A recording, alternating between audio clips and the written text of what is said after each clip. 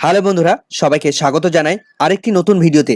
এই মুহূর্তে যে আপডেটটি দিকে আমরা নজর রাখবো সেটি হচ্ছে লাইব্রেরিয়ান নিয়োগের মেরিট লিস্ট প্রকাশ। নর্থ চব্বিশ পরগনার ফাইনাল মেরিট লিস্ট প্রকাশ। রাজ্যের পাবলিক লাইব্রেরির সূত্র ধরে রুরাল লাইব্রেরিগুলোতে যে লাইব্রেরিয়ান নিয়োগের নোটিফিকেশন ইতিমধ্যেই হয়েছিল, তার সূত্র ধরেই আরেকটি লিস্ট প্রকাশিত হয়েছে এবং তার মেরিট লিস্ট সেখানে নতুনভাবে প্রকাশ পেয়েছে। সেই মেরিট লিস্টে কারা কারা স্থান পেয়েছেন, কতজন চাকরি পেলেন, তার পাশাপাশি ওয়েটিং লিস্টে কারা কারা আছেন, টোটাল ভ্যাকেন্সি কত আছে, নোটিফিকেশনে কি কি নির্দেশ দেওয়া হয়েছে, বিস্তারিত থাকবে। নোটিফিকেশন বিস্তারিত দেখে নেব আমরা এবং কারা কারা স্থান পেয়েছেন, লিস্টে কাদের কাদের নাম আছে সরাসরি দেখবো। তো সরাসরি চলুন নোটিফিকেশনে চলে যাব আমরা, কারা লাইব্রেরিয়ানে নতুনভাবে চাকরি পেলেন। তো প্রথমে আমরা নোটিফিকেশন দেখবো। তো government of West Bengal office of the district magistrate north চব্বিশ পরগনা বারাসাত থেকে এই নোটিফিকেশন প্রকাশ করা হয়েছে এবং মেরিট লিস্ট প্রকাশ করা হয়েছে। তো 18/9/2024 তারিখে অর্থাৎ গতকালকে এই নোটিফিকেশনটি প্রকাশ করা হয়েছে, মেরিট লিস্ট প্রকাশ করা হয়েছে। তার মেমো নাম্বার আমরা দেখতে পাচ্ছি। তো নোটিফিকেশনে যেটা বলা হচ্ছে, with reference to recruitment notification by, তার মেমো নাম্বার এখানে দেওয়া রয়েছে, ডেটেড 29/9/2023 তারিখের নোটিফিকেশন অনুসারে subsequently approval of the director of the library service government of West Bengal by, তার মেমো নাম্বার এখানে ডেট দেওয়া রয়েছে এবং তার আরেকটি মেমো নাম্বার দেওয়া আছে। The first merit list annexure 1 এর মধ্যে ফার্স্ট মেরিট লিস্ট ইনক্লুডেড করা হয়েছে, consisting of 33 numbers of provisionally selected candidates. অর্থাৎ মেইন মেরিট লিস্টে টোটাল 33 জনের স্থান দেওয়া হয়েছে, অর্থাৎ প্রধান মেরিট লিস্টে 33টি ভ্যাকেন্সি রয়েছে। And second merit list annexure 2, অর্থাৎ সেকেন্ড মেরিট লিস্ট বলতে এখানে ওয়েটিং লিস্টের কথা বলা হচ্ছে।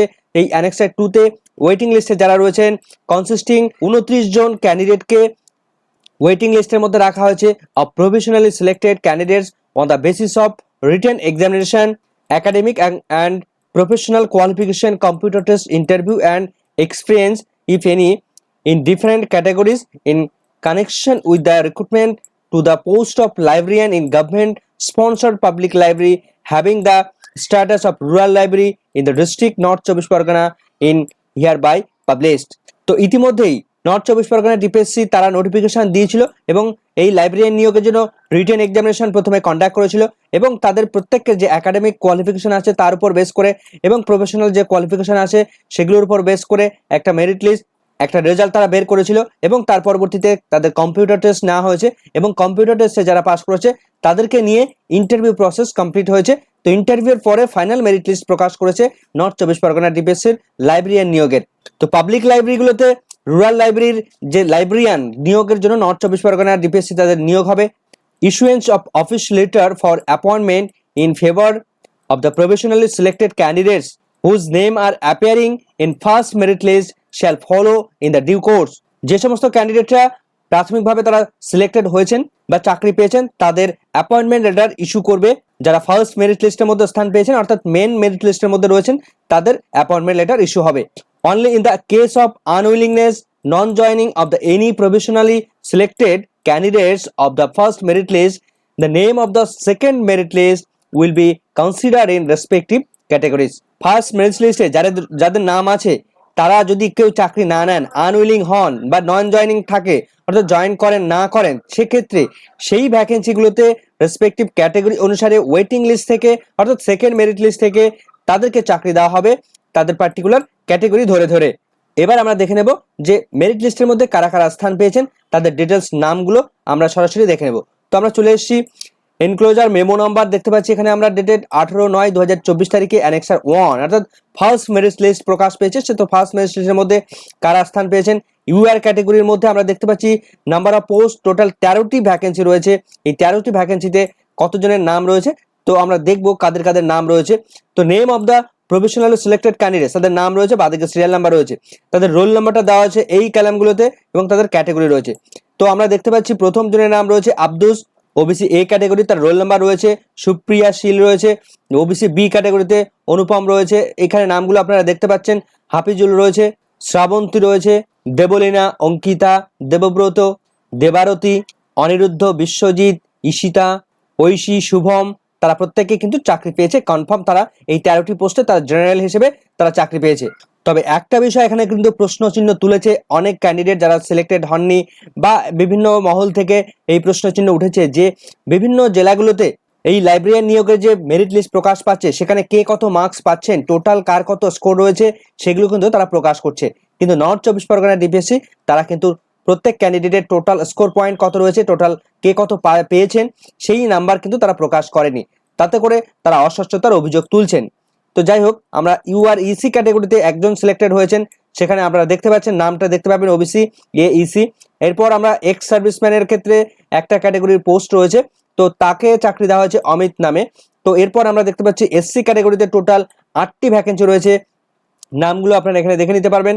রমেন্দু, সায়ন্তনী, বিপ্র, সৌমিতা, সুস্মিতা, অমিতা, অন্বেষা, সুমন, তারা প্রত্যেকে এই 8জন কিন্তু কনফার্ম তারা চাকরি পাচ্ছেন। এরপর এসটি ক্যাটাগরিতে একটি মাত্র ভ্যাকেন্সি রয়েছে, কৌশিক, তিনি চাকরি পাচ্ছেন এসটি ক্যাটাগরিতে। এরপর আমরা দেখতে পাচ্ছি ওবিসি এ ক্যাটাগরিতে টোটাল 5টি ভ্যাকেন্সি রয়েছে। তো ওবিসি এ ক্যাটাগরিতে চাকরি পাচ্ছেন জাইব রয়েছেন, জিয়াউর রয়েছেন, নৌসাবা, বশিরুল আছে, খয়রুল রয়েছে।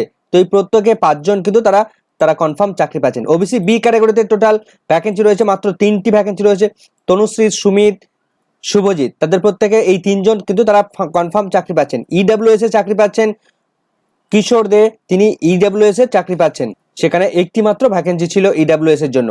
তো এই হচ্ছে মেইন মেরিট লিস্ট। এবার আমরা দেখব ওয়েটিং লিস্টে কারা কারা স্থান পেয়েছেন।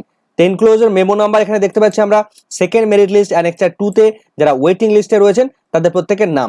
তো 13 জনের রেসপেক্টে 13টি যেহেতু ভ্যাকেন্সি রয়েছে, তার রেসপেক্টে 13 জনকে ওয়েটিং লিস্টে রাখা হয়েছে ইউআর ক্যাটাগরিতে, অর্থাৎ জেনারেল ক্যাটাগরির মধ্যে। তো এখানে নামগুলো আপনারা দেখে নিতে পারবেন। অতনু রয়েছে, সৌগত রয়েছে, অর্কদীপ, পৌলমী, রামকৃষ্ণ, রৌনক, শিল্পী, দেবযানী, দেবাহুতি, সৃজনী, প্রসেনজিৎ, মধুমিতা, অনিমেষ, এরা কিন্তু এই 13 জন কিন্তু ওয়েটিং লিস্টের মধ্যে রয়েছেন জেনারেলের মধ্যে। এরপর এসসি ক্যাটাগরিতে 8 জনকে ওয়েটিং লিস্টে রাখা হয়েছে।